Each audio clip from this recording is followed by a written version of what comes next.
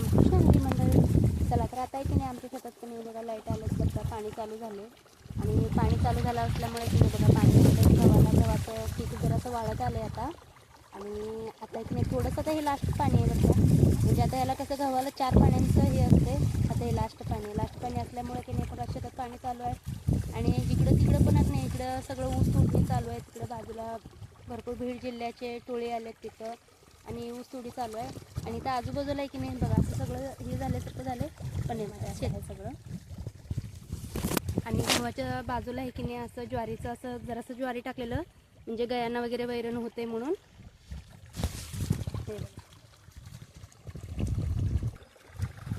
हे बघा कसं रानात पाणी चालू आहे की नाही बघा. ते गव्हाला गहू बघा किती छान सोन्याचं पीक जसं डोलते की नाही तसं ते डोलायला लागले गहू. आहे की नाही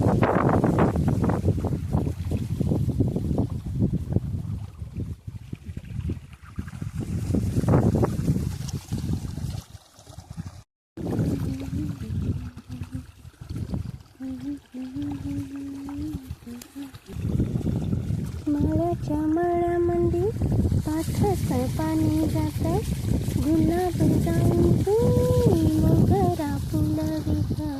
मळ्याच्या मळ्यामध्ये पाठाचं पाणी जातं.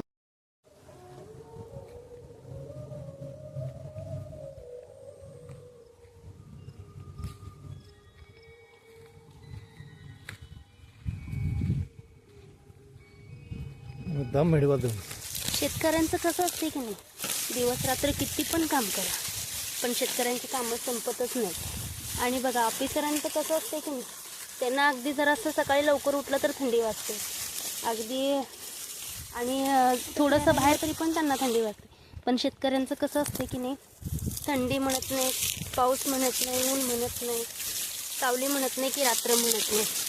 अक्षरशः शेतकऱ्याचं कसं रात्रंदिवस एकच असते. त्यामुळं की नाही शेतकरी राजा.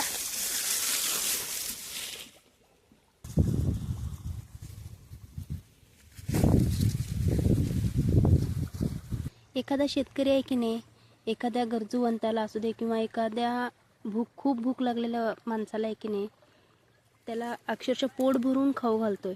पण तसंच आहे की नाही, एखादा नोकरीवाला मोठा नोकरीवाला जरी माणूस असताना तर त्याच्याजवळ जरी कुणी गेलं जेवायला एखादा शेतकरी तर त्याला म्हणणार का रे बाबा तुला राबून खाता येत नाही काय असं बोलतोय.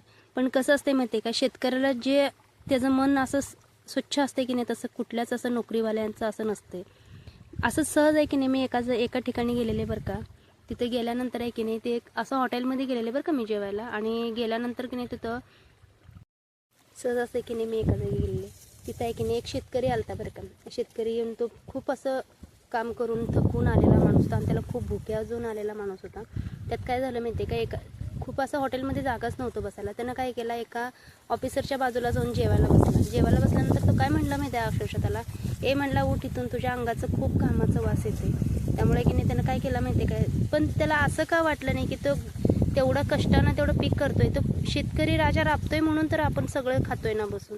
ते कसं काय लोकांना समजत नाही, असं हे समजत नाही आहे मला.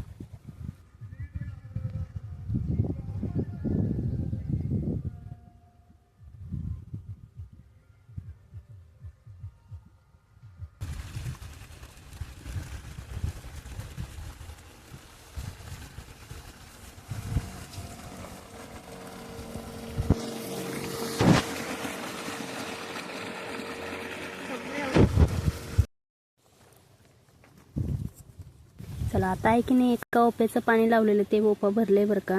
आता तर दुसरं ओप्याला पाणी लावायला पाहिजे. कसं होतं ते ओपा भरून फुल भरलं ना की ते फुटून दुसरीकडे जाते. त्यामुळे की नाही ते थांबून पाणी पाजवायला लागते अगदी अक्षरशः.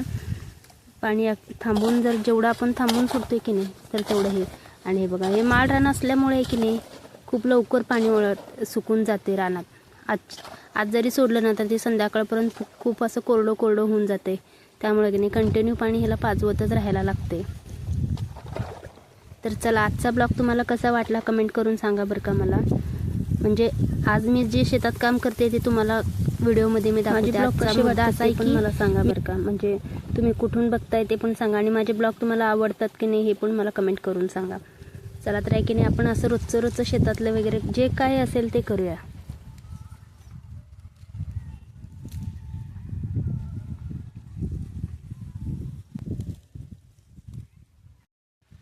तर मंडळी आहे की नाही, हे झाड बघा कुठलं आहे, या झाडाचे नाव काय बरं सांगा बरं. ह्या झाडाला कुठले फळे येतात हे कमेंट करून मला सांगा बरं का. हे झाड कुणी पाहिले आणि ह्या झाडाला काय नाव आहे हे कमेंट करून मला सांगा. हे झाडाला कुठली फळं येतात ते पण सांगा बरं का.